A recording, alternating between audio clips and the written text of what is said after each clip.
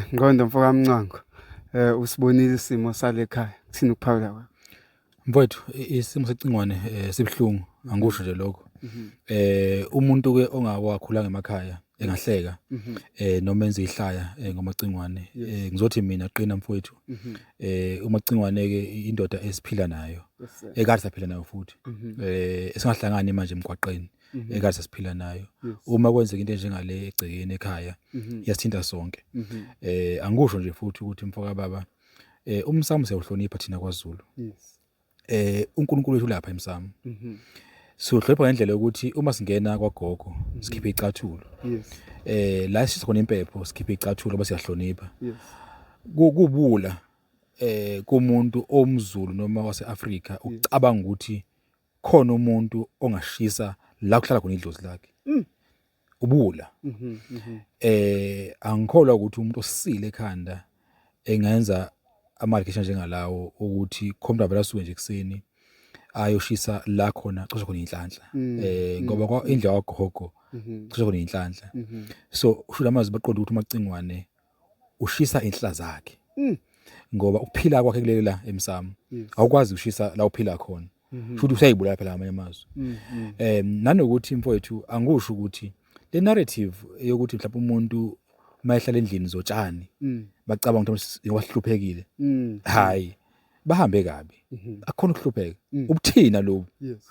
Em Identity. mfoka baba yabona mabuka lo muzi lo.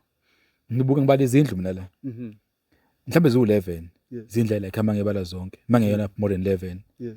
Kodwa uzodelwa umuntu ohlala emkhukhwini ukuthi ufuna ukwakhela umuzi. Endlini engaka. Ngathi ufuna indlu engaka. Phela uma ngibona izindlu lezi zikhombisa ukuthi indoda erich le akukhona ukuhlupheka. True. So ke nabantu abazama ukwenza ihlanga lento eyenzekela ekhaya ngiyafisa nje mina ukuthi bayiyeke. Mhm.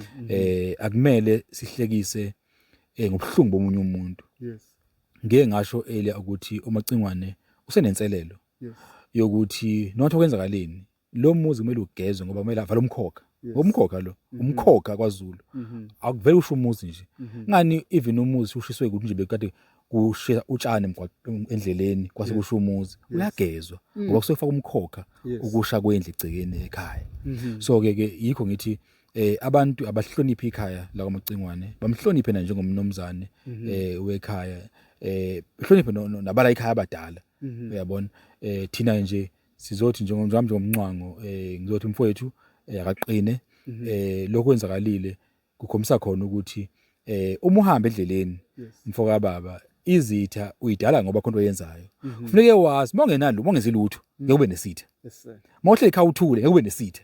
Umuntu onesitha umuntu omele iqiniso noma something.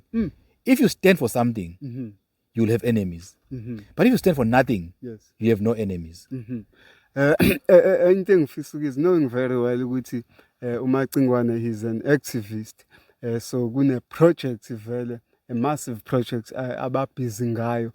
Don't you think ukuthi okunye kwako might be related to the job that they're doing for the country? I don't think speculate mfowethu sina speculate ngoba into eyenzakalayo isikhathi siningi kufika inja ihlumeze wena idle imfuyo yakho Yes. bese ushaya inja ngoba inja yakuhlumeza. Yes. Kodwa inja masuyishaye kahle bese kuvele umnikazi wayo. Nalana ke maningi amathuba ukuthi inja khathi ishawa iyabaleka nje Yeah. iyocasha. Kodwa umnikazi wayo ngoba uyitshela yena ukuthi uyibhoqolo bese yavela athi uyenza ninja yakho.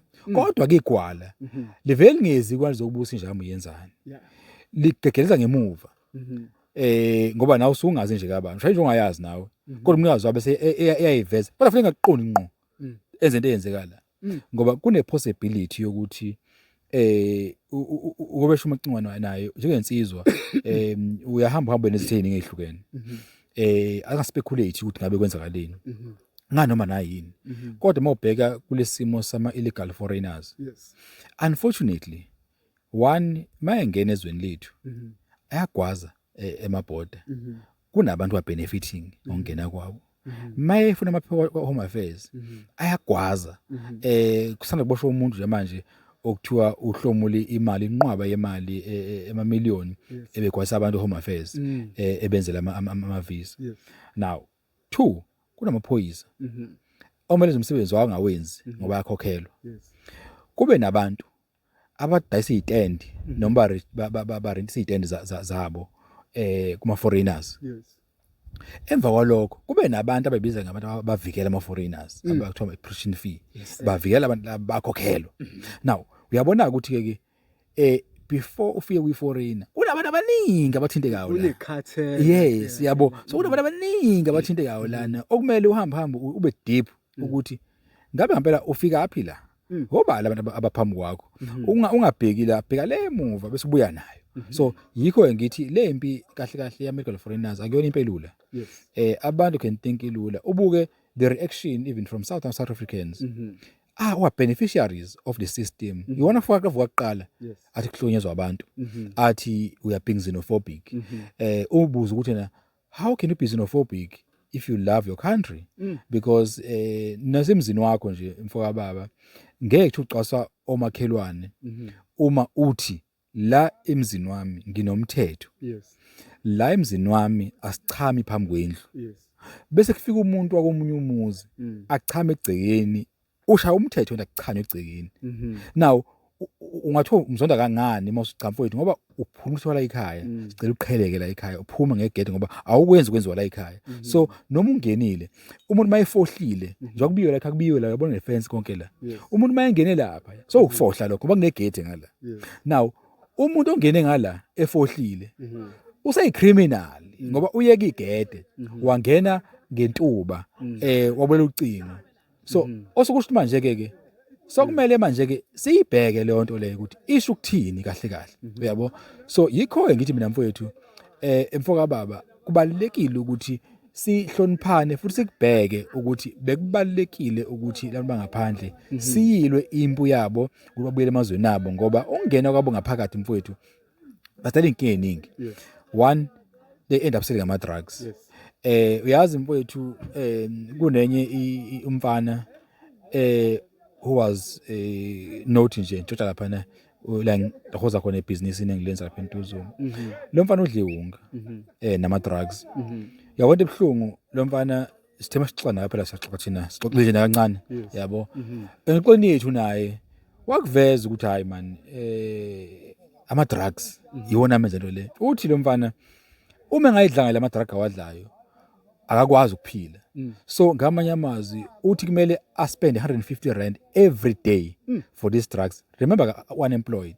So kusho ukuthi kumele afune i-drug leli uthi balande Phoenix balande Point le drug abasebenzayo yabo. So manje uyabuza ukuthi ke how can we allow abantu to come in our country destroy youth? Lo mfana ufana uyasho ukuthi mina ngikhole ekhaya right bengihlaniphile esikoleni but I dropped out ngoba ngase ngidla lento engidla eyobisi. So ke uyasho ukuthi bayithenge Point. Uzuyasho ukuthi hayi la masaluni lagcwele ePoint anama drugs. Usho yena usho wathenga khona yabo. So kuma umuntu manje mina also a victim of these drugs, a young person who should be a future leader, in this future leader in this country, who should be a CEO, who should be a doctor in this country.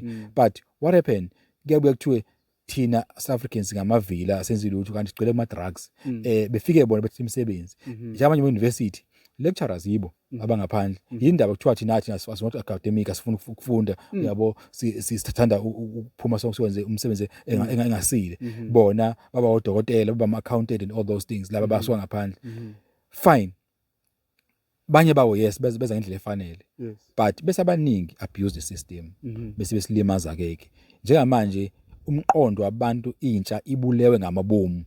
Ingakho ke thina njenge Action SA sithi we must stand, we must fight for our country, we must put our country first ngoba sikwazi ukuyekelela abantu be destroy izwe lethu and our young people iphisa labo mfile yaphisa labo. So yiko sithi let's stand together, asingavuma divided ngoba nje manje uyabona abanye ba divideka uthatha umuntu ukalwa usokunjena waqoma umuntu wangaphandle unengane naye useyibona manje sengamele bahlukunyezwa naye kanti lento it's not personal. Then we love our country, let's continue fighting for our country ngoba if thina we don't fight for our country then the question is who will fight for our country? Then thina we must stand up as citizens. Ngizwile nje uNdunankulu ethi abantu abayeke u-enforce umthetho amaphoyisa omthetho nohulumeni. Now mfethu angisho lokho ukuthi i-problem abantu are getting frustrated. The reason why abantu are on the street, the reason why abantu are now going befuna ama-document ngaphandle is because amaphoyisa awenza umsebenzi wawo. Ngikhuluma nawe, ngikhuluma lapha la ngikhona eNtuzuma. Kunomuntu odayisa ama-drugs. Lo muntu kufika amaphoyisa mfoka baba ezocollect imali kulo muntu. Wena ungafuna azobopha cha aya collect imali. So kuyaziwa nje lokushini. Yabo amaphoyisa azocollect imali kulo muntu lo. Now umphakathi uzoblame yini uma usuya lapha ya uyolwana lo muntu lo. Ngoba phela amaphoyisa awenza umsebenzi wawo. So the government of the day awukwazi ukuthi ube wona fana lembudane ebekhunywa uPrima lapha ukuthi kuzoba khona icampaign ezozohulumeni no machine march nabanye imbudane leyo ngoba uhulumeni must act because ugovernment une power. Why you march umashela bani uma une campaign uma campaign wenza awareness to who? Because right now iqiniso lithi you can't do awareness ngomuntu owenza community crime mbophe. What awareness are you doing? Uyabona, because njengamanje kufanele uhulumeni if uPremier is serious about le nkinga le fangabe khulunywa ukuthi uthi Mkhwanazi akuhanjwe kuyoredwa ipoint every day kuboshwe labantu laba khanjwe kuyendlini zama drugs akhishwa ama drugs baboshwe be deport kuye emazweni abo. Akhuluma ukuthi kwaZulu Natal kuma border la khona lapha koMozambique kolangani koManguzo kuyavalwa akusangeni sinomi kanjani khulunywa ukuthi abantu bayaboshwa. Nanso sifinisela kuPremier hayi ndaba ukuthi ne campaign awareness for what? Anawe siyabanga isikhathi sakho. Siyabonga mfethu.